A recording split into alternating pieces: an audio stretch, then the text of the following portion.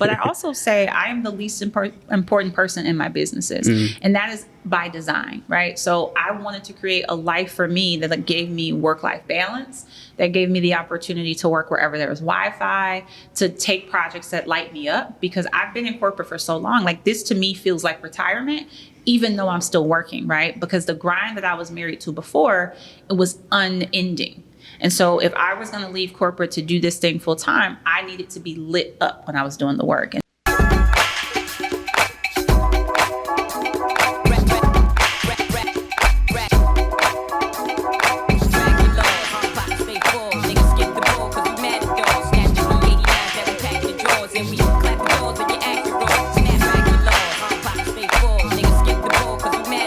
What up, though, Black Fridays family? Welcome back to another installment of the Black Fridays podcast.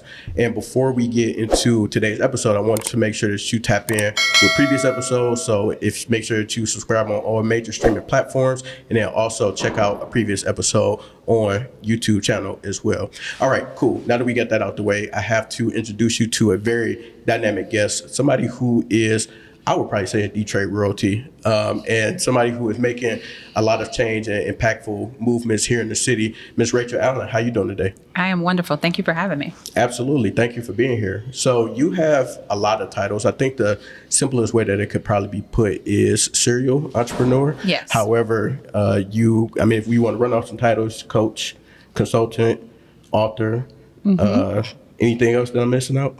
I would say speaker. Speaker. Throw that in there. Very important. Teacher. Teacher. I think that about does it. Okay. How do you find time for all these things? You know, I only do things that I love doing. So for me, even doing a lot of things at the same time, the work that I get to do does not feel like work. So it's easy to do. That's awesome. That's awesome. And could you run us through some of your key, or I wouldn't say priority because they're all priority, but some of your key organizations that you have founded and or are a part of? So I'll try to do this in chronological order, which is I started Operations School back in 2019. Then in 2022, I started Obsidia, which is our management consulting firm. In 2022, I also started Centric Place. So I'm co-founder of Centric Place, first of its kind hub for Black arts, culture, entrepreneurship in Michigan.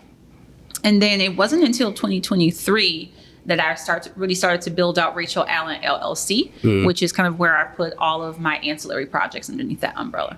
Awesome. And I got a chance to get introduced to you through Centric Place. So I even filmed a few episodes of the podcast. So if y'all go back and y'all get a chance to see some amazing Black art in the backdrop, I did, I believe, 3 episodes there a couple of years ago. And when I found out about the place, I'm like, this is so amazing. I got to get out there. And I used to live in Farmington Hills, like literally down the street from there. So I'm like, this is dope. I gotta pull up, and always amazed at the vibes when I come in there, and then just the friendliness and the warmth that you are welcome with when you come in. Whether I came in for like co-working or an event, it was always super dope. So how was that curating that whole thing and creating that?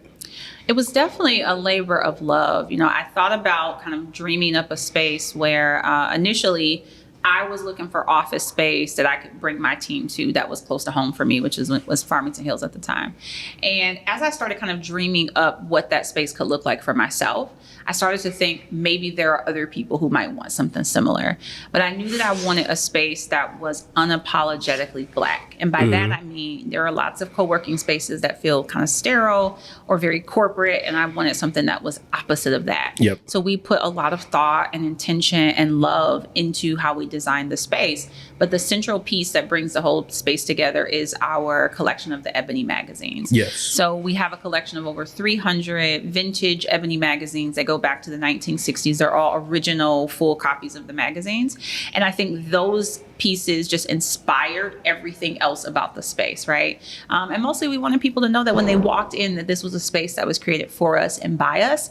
And even when I'm not there to greet people who come into the space, they can feel that welcoming, because that nostalgia kind of takes everybody back to their childhood or something like that. So it's been really great to do that.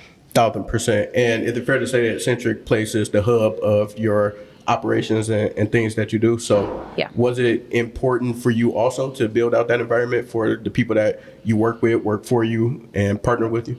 It absolutely was. So I had an early iteration of Centric Place back in 2022, not realizing that how big it could grow. So I literally had an office in Detroit, and the vision behind that was this is a space that my team can work, because I knew that my team was going to grow. And this is even when I had like a part-time person working for me. I knew that there was a vision of my enterprises where I would need space for my team, but I also wanted to centralize all of the dope work that we were doing. And so I think Centric Place gives all of my work a home.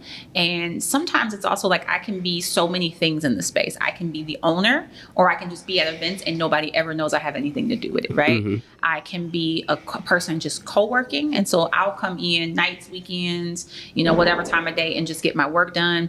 Or I can also be a teacher or a landlord or a resource connector. So I get to wear so many hats at Centric Place.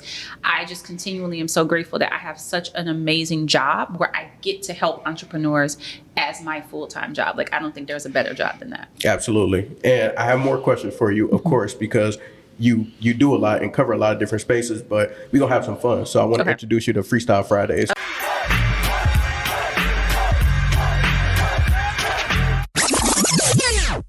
Uh-oh. So, Racheal, I need like 16. I need eight bars. That is going to be so awful. And I will tell you, there are only a few things that I will not do, Denzel. One of them is dance. Okay. Particularly in public, right? Okay. If I'm somewhere where nobody knows me, I might dance. Okay. And freestyle rap might just be the other thing. So okay. you got to throw me something else. Sorry. Okay. All right. Fair enough. So we're just going to do rapid fire questions then. Even better. That's all about you. Okay. And so I just ask that you answer each one and answer honestly. Okay, I can do that. All right. Let's go. So I would like to know, number one, what would you say is probably the most Detroit thing about you? Ooh, I would say the way that I talk.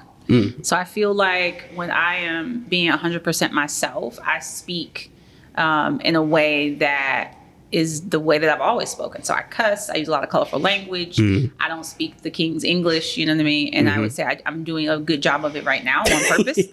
But generally, I will let you know you can use profanity on I can use yeah, okay, yes, all right. can. I should have asked to be certain. Yeah. I want everybody to be themselves. So yes, you can. I would probably say that, but also I was not born in Detroit, interestingly, but I have been in Michigan since I was about 4 years old. So I definitely consider myself a native Detroiter. And I also just think there's this, I think my grit, my resiliency, my work ethic, that is definitely from Detroit. Love that. And you wear a lot of hats right now. You have in the past, but what would you say is your most random job that you ever held down? Ooh, I worked at a wig store. So right down where...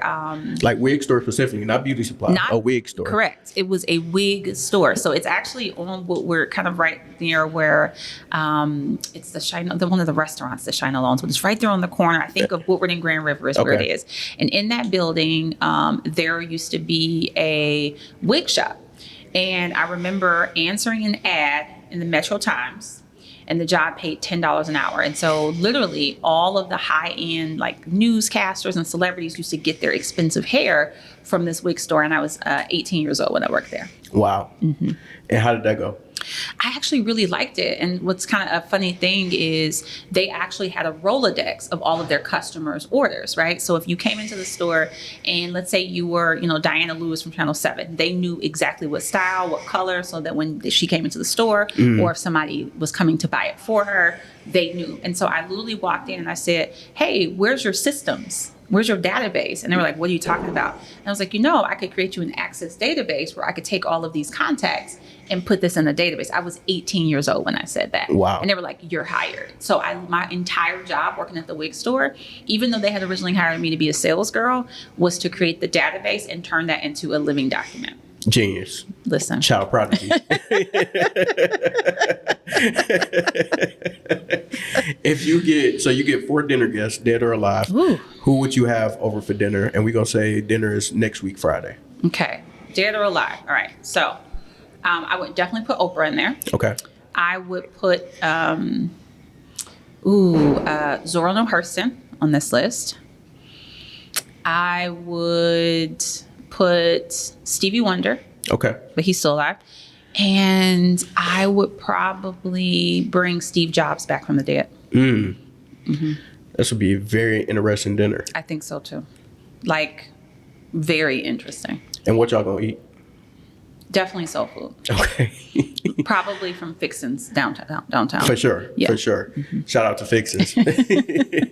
And one more thing, because you are an author, give us a book that you're reading or have read that you really like. So I listen to all of my books. Okay. So I have a huge library on Audible, and I love to listen to books when I'm driving. So instead of like talking on the phone, I love listening to books while I'm driving. And I've read so many, but I will tell you probably the one that I listen to the most or in some kind of frequency is my favorite book to listen to is The Alchemist by Paulo Coelho. Okay. And then one that I probably listen to the most consistently is The Law of Attraction by Esther and Jerry Hicks. Like that. It's fire. Well, you successfully passed Freestyle Fridays. Okay. So Good. We gratefully appreciate it. And if I could go back into the more business focused questions about your expertise and the world that you deal in, I got a chance to get introduced to another layer of what it is that you do via Operation School, which I am currently in the cohort for now. And it's an amazing program. It offers you a lot of opportunities as a newer or trying to figure certain things out about your business. I just want to know if you could talk to us a little bit about that and then the origins of it as well. So interestingly, my husband and I were in a business course back in 2017 through the Bill Institute. And we were starting a new business at the time, which was a photo booth business. And I've been a serial entrepreneur for many years up until then. I started my very first business when I was 21. So by 2017, I've stopped all kinds of businesses, kind of got burnt out on it, built a corporate career, but he wanted to do something a little different and I wanted to just support him. So I'm sitting in the class and the students are asking all these questions about, well, what happens if, and what should you do for this? But because it was a Build Basics course, it was more talking about the foundation of starting a business. And I literally had this divine download that I said, well, how come there are all these places that teach you how to start a business, no place that teaches you how to operate a business? I said, somebody, not me, but somebody should create a place called Operation School where you can learn all of the non-sexy stuff to run your business. So I sat on that idea for 2 years, but it just kept gnawing at me. Like I even thought I was going to go start other businesses, right? Where I was like, I really like to do graphic design. I really love to build websites. I love to code. Like maybe I'll go do that. So I literally started a whole nother business where I was just doing that for freelance. But the Operation School idea kept coming back to me. And eventually I started teaching classes and workshops, nights and weekends. And I did my very first workshop in 2019. And it was a group for folks. I charged $250 for the program. It sold out. The next time I offered it, I raised the price to $500. It sold out again. When I offered it for the third time and I raised the price to $1,000, because this was me testing the market and trying to do some customer discovery, it sold out in 90 minutes. And that's when I realized that this is a viable business. And I also realized that if people are willing to pay $1,000 for the program, that I need to be a nonprofit because I don't want to charge people $1,000 for this program. And so I knew how to start businesses, but I didn't know how to start a nonprofit. But I had worked in nonprofits. And so this is where I felt like everything I had ever done in my entire life came together for this idea. So again, my career is I've been an operations, expert for over 20 years. I've been a serial entrepreneur for 20 years, but it never occurred to me to put the two together. And so once I kind of found that sweet spot, I really felt the alignment in my life come together because it gave me the best of everything, stuff that I'm good at, stuff that I'm passionate about. And then I get to, obviously help people, which makes the work that much more fulfilling. Absolutely. So here's the MBA business nerd in me right now. I got to ask this question. So you said that you needed to turn Operation School into a nonprofit so that you didn't have to charge people. So what's the business model to the nonprofit? Yeah. So the way that I thought about this is that the businesses that I support are my end users, but they are not my customer. Okay. My customer is organizations like foundations, cities, municipalities, economic development corporations who care about entrepreneurs. And there's a huge difference for that because had I been a for-profit operation that charged for my courses and classes, I could easily do that. I could charge thousands of dollars, but I would be limiting my impact because the cost became a barrier to the people that I wanted to help. Gotcha. But by going to philanthropic organizations or these other partners, I'm able to make the case that there is not curriculum like this that exists. And so, I would tell people that and they would, kind of believe me. But what I also will add to the success of Operation School was the economic conditions lending to that. So again, starting Operation School in 2019, I've been talking about systems automation and delegation strategies since 2019, and even before that, since 2017. But it took the pandemic to get people to really take that serious.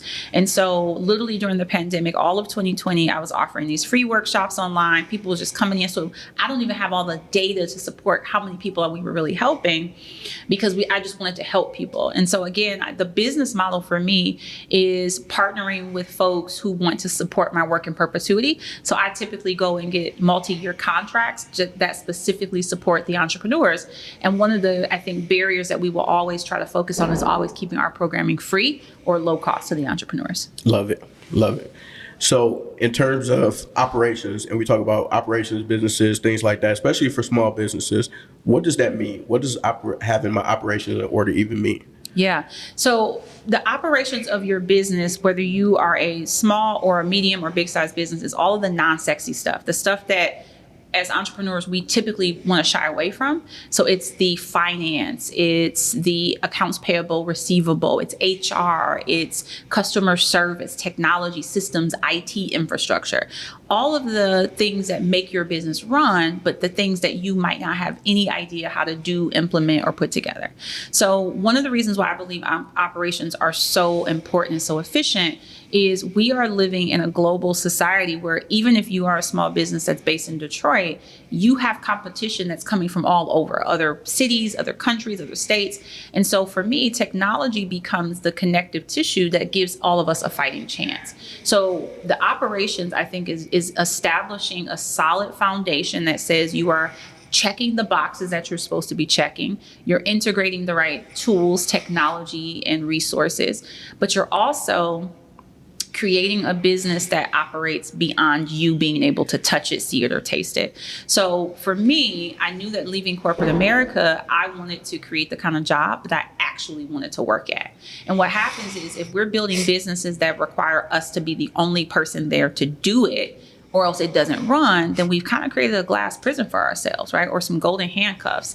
And so for me, I'm always thinking about ways, how do I document a process, or how do I put a system in place so that somebody else can run the thing while I go out and do the other thing? And essentially, that's how I'm able to be a serial entrepreneur. I have about 5 businesses right now that I run, and I do that so effortlessly because there is a system, a process, there are people. But I started out being the only person working for me for a really long time. So you don't have a clone. You just actually put the systems in place to make these things happen. You're not Absolutely. AI generated. I'm not AI generated. I'm not a hologram. But I also say I am the least important person in my businesses. And that is by design, right? So I wanted to create a life for me that gave me work-life balance, that gave me the opportunity to work wherever there was Wi-Fi, to take projects that light me up, because I've been in corporate for so long. This to me feels like retirement, even though I'm still working, right? Because the grind that I was married to before, it was unending.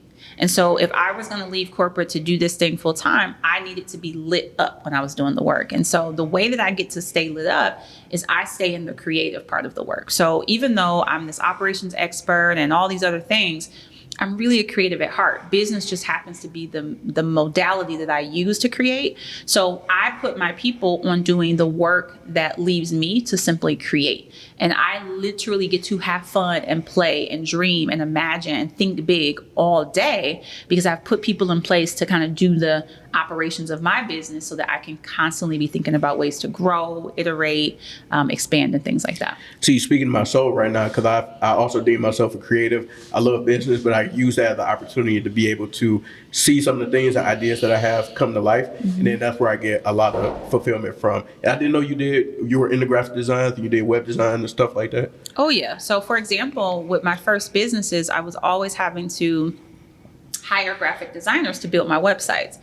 After I got ripped off the 3rd time, Yep. right? Because those are still hard skills to hire for even now, but especially back then. I said, you know what? I'm just going to figure this out myself. And I would have the most fun teaching myself WordPress. So I learned the WordPress platform, and I love being able to put things together for myself. And what I realized was I would use it as a creative outlet. So it felt a little bit like coloring or drawing or like video games a little bit. But then I realized that I didn't enjoy doing it for other people because Right. there was like a pressure to it. So as I continually do that, and I'll even use another example, most of the websites that you see for my companies, I've done the websites for myself, all of them. But I do that because I just have so much fun doing it. And it's sometimes a little challenging to communicate that vision to other people. And so even with the website I have now, as an example, it took months to try to get the team that I wanted to put in place to do it for me. I literally built my website in 3 days, just like over a weekend. Because it's all up here. Because it's all up there already. Yeah. So that's the one thing that it was a little difficult to delegate. And I just had so much fun doing it that I didn't have any problem doing it on my own. Love it. So I'm wondering if you could break this down for me, because I think it's a very important thing. And in orientation of Operation School for my cohort, you had mentioned like even Centric Place, there was intentionality behind it in terms of being able to enable black-owned businesses in the Oakland County area in Michigan, and then also being able to create these structures, Operation School, the things that you do on your own, and support and enable these black-owned businesses in the Metro Detroit spaces. What does that feel like now, knowing like where you came from with corporate and your journey to this point? What does that feel like to now be in a position where it's like I'm putting my people on and I'm supporting them? I gotta tell you, there is nothing more satisfying. So the last couple of weeks have been the busiest of my year and probably the busiest of my life. So everything from, getting the book finished to getting it published, having a book release party, having a conference, just so many different activations, launching 5 cohorts at the same time. And my energy has been extremely high because there is something so satisfying and fulfilling about having seen a vision, manifested it, brought it to life, and now be sitting in it. So normally, because I'm so goal oriented, I would be like off to the next goal, trying to figure out what the next thing is. I've intentionally sat with myself and just been in this moment of saying, this is not only really amazing, but it's happened so quickly. And that's why I'm always so transparent about the journey, because I had a corporate job not even 18 months ago. So to even hear you describe the work that I'm doing, I'm like, oh, right. Who's that? Me? Because it sounds unbelievable. But this is also why I tell people, I get that it's favor, it's supernatural favor, but it's also a lot of focus and me not being all over the place. And this is why I'm so big on telling entrepreneurs, find your lane and stick in that lane. And when you go to branch off, they still touch each other. So everything that I do still feeds and integrates off of each other. But you can see, how do you go from 1 business to 5 in less than 2 years? And it's because of that intentionality. So in terms of how it feels, it's incredibly satisfying. It is incredibly humbling, because I think I never try to get to the point where I forget who this work is for. And it's about the entrepreneurs that we're serving. And so even being in spaces like being at Black Tech Saturdays today and having so many different people come up and say, I just ran into a young lady who said, I was in the program last year. I'm losing track of the people because there's so many alums in our program right now. What it's affirming for me is that the vision has always been bigger than me. And when I see the way that it has just been so well received, it makes me feel just incredibly proud to have been, a part of this vision that, to be honest, I can't take the credit for, has been all divinely created. Love it. And speaking of that, part of your journey you also shared was the book that you just released, How to Get Your Business Legit. How to get your business legit. There we go. How to get your business legit. And you had talked about how you actually sat on that for a while, and it wasn't like something that you just up and did out of nowhere. You sat on the idea for a while. But what was the thing that, number one, how did it come about? Because I heard the story, but could you share with us, how did it come about? And then also, how did you essentially get off your ass and get the book done? Yeah. So a few things. I had the idea for this about 15 years ago, that I am highly intuitive. And I like to say that I hear from what I call spirit, which for me is God, very clearly. So about 15 years ago, I get woke up in the middle of the night with this idea. And at the time, the book was called Move Like You've Got Something to Prove, but it was a how-to manual, right? And so I'm writing these things down based on things I had learned in my own business journey. So I write these things down. I think I take maybe a few days, and I'm just feverishly writing these things down. And so I say at the time, and I'm like, this book is not meant to see the light of day at this moment. Because Spirit said to me very clearly, you haven't done the things you're going to do yet that will make this book credible. And I knew it and I trusted it. So I kept the file. And every few years I would go back and look at it and be like, that still tracks. Okay. So the seed had been planted, but it was not time for this book to see the light of day. In fact, I was so disconnected from entrepreneurship that in corporate, I never even thought I was going to do anything with this book again. And so in terms of what gave me the gumption to get it done, I think there were a few things. Again, I mentioned being an incredibly driven, goal-oriented person. And there was one goal that felt elusive to me, which is, you've been saying you wanted to write a book for 15 years. Where the fuck is this book at? Mm-hmm. And so for me, it was, I needed to do this for myself, not even for the end user. I needed to say that I could do it.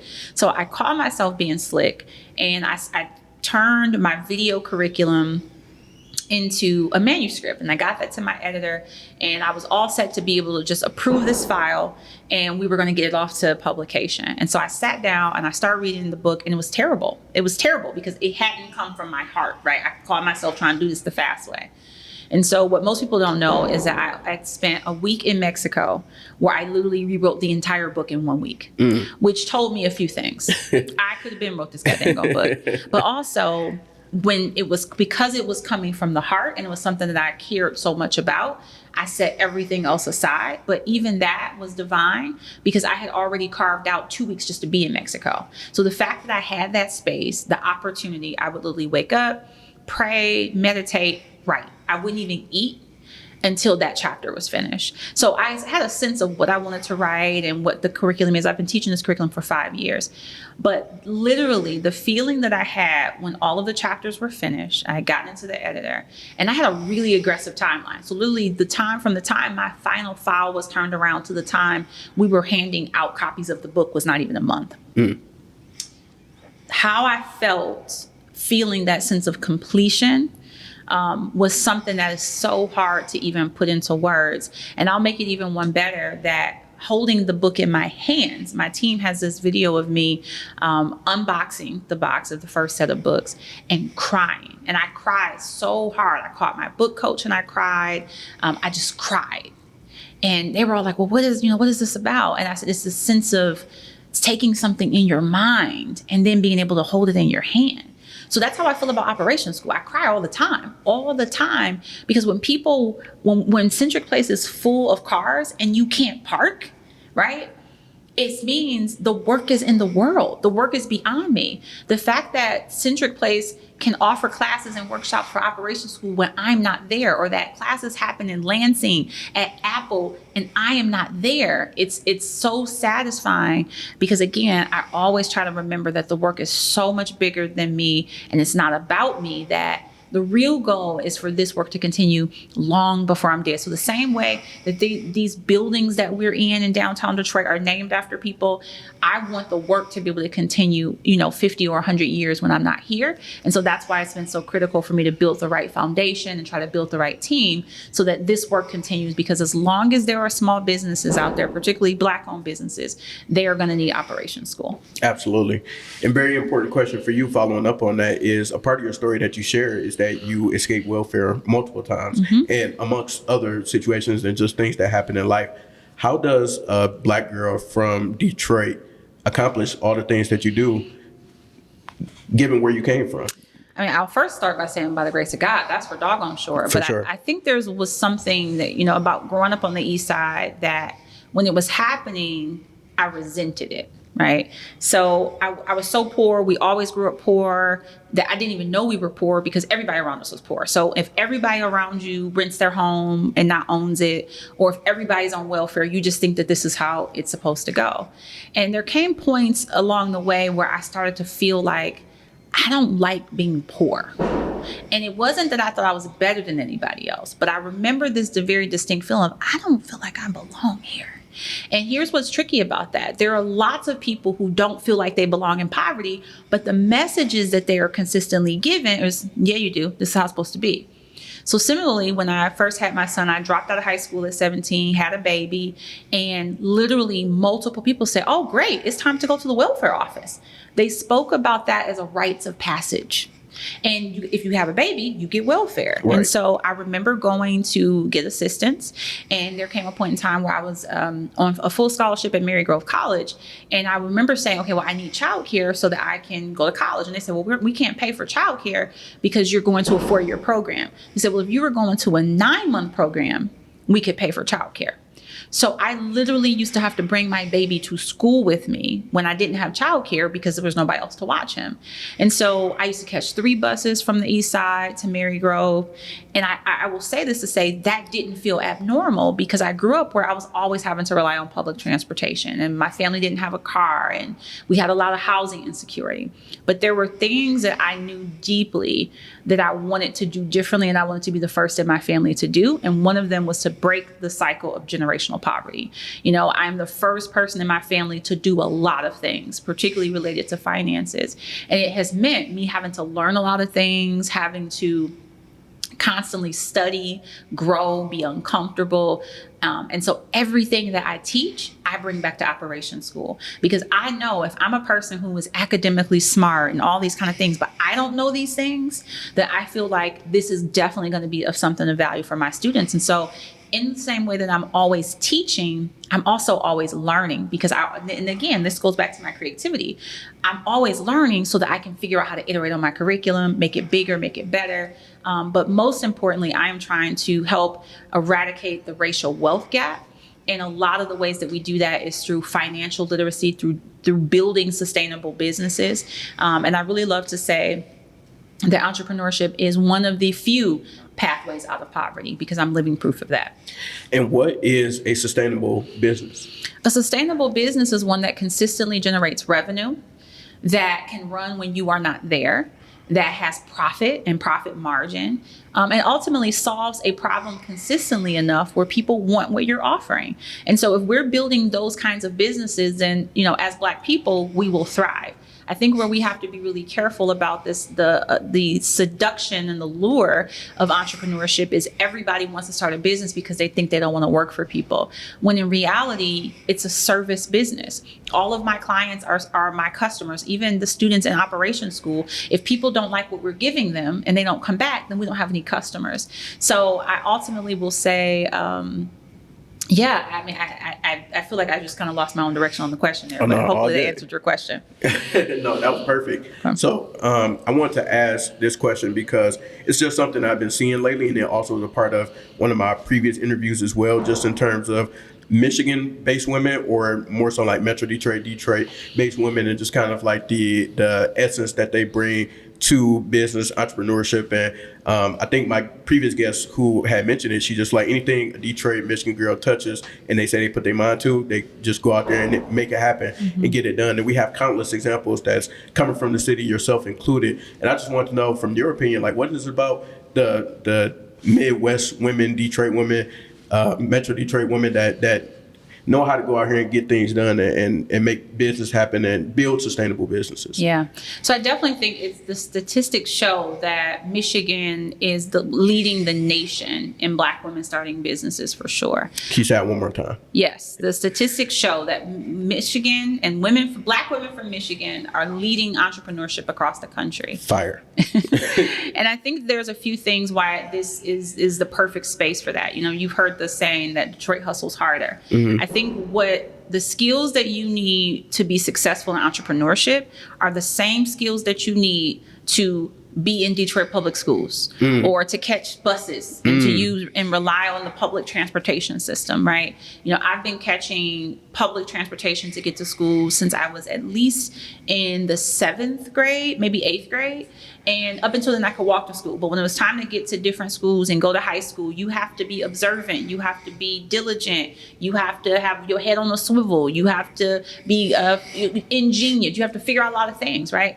those, I didn't realize that those were life skills, but they were also the skills that ultimately make you resilient in business, right? And so I think that coming of age in a city like Detroit, particularly in the 90s and the early 2000s, it gave me a grit and a tenacity that I wouldn't trade for anything. And so even though, you wish you didn't have to go through some of those experiences, it kind of toughens you up so that when you get to entrepreneurship, there's really nothing that you can't face. And so having to face failure and having to overcome all kinds of personal challenges, I think all of that lends to just making you a tougher, more stronger, resilient person. Because if you can't be that, then you can't be an entrepreneur.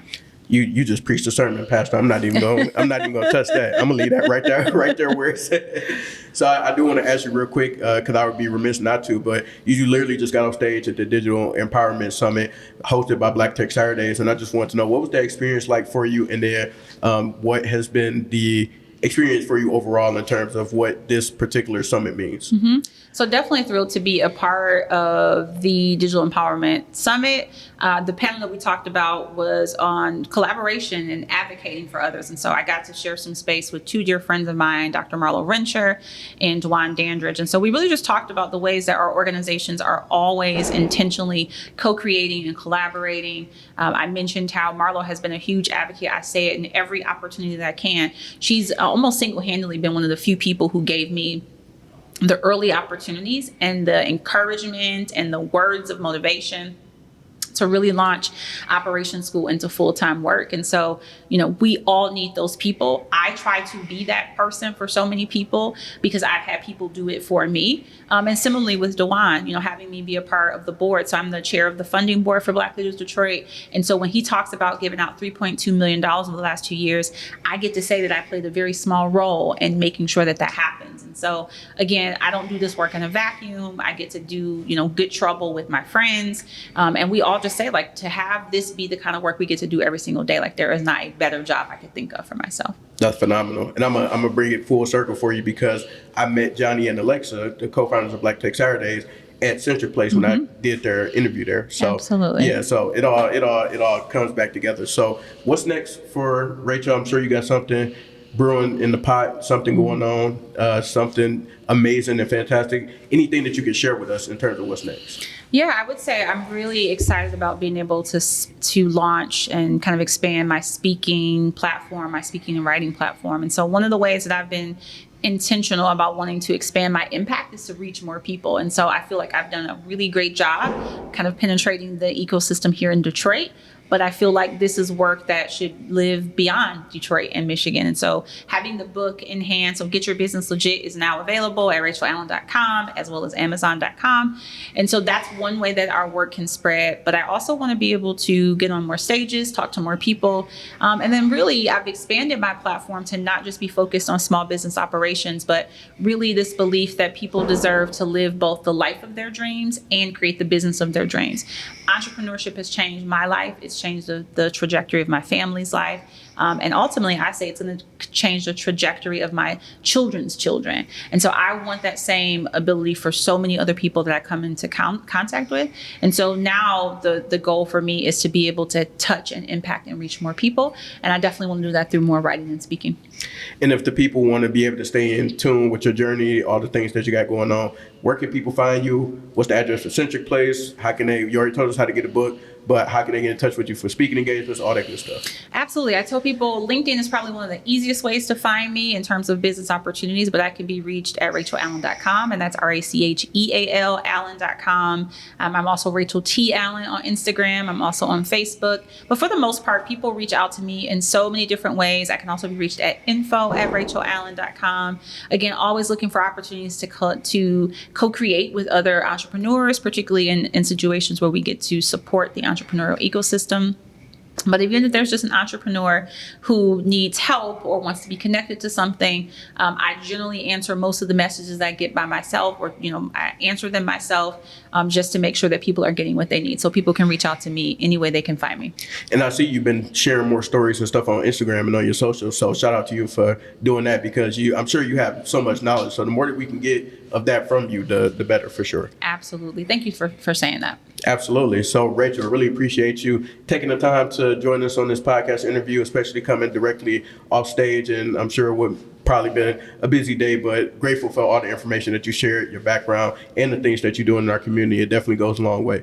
Thank you so much for having me. Absolutely. And everybody watching, make sure you check out previous episode, catch up on the podcast, and tap in on all major streaming platforms. Peace.